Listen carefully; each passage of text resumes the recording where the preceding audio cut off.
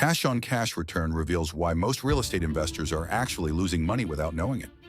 Everyone talks about buying rental properties for passive income, but here's what they don't tell you. That duplex generating $2,000 monthly rent isn't making you rich if you put down $80,000 and only pocket $300 after expenses. Your cash-on-cash return is less than 5% annually. Meanwhile, your friend who bought REITs with that same $80,000 is earning 8% dividends without fixing toilets at midnight. The math is brutal but simple. Take your annual cash flow, divide by your total cash invested, multiply by 100. That's your real return. Most beginners get seduced by leverage, thinking a 20% down payment makes them smart. But leverage amplifies losses too.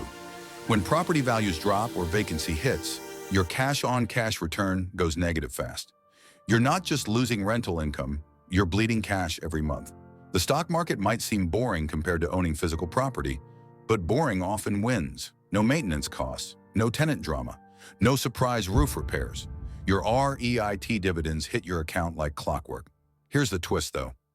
Real estate can absolutely crush stock returns, but only if you understand the numbers first.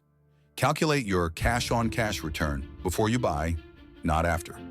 Factor in vacancy rates, maintenance reserves, and property management fees. Be ruthlessly honest about the real costs.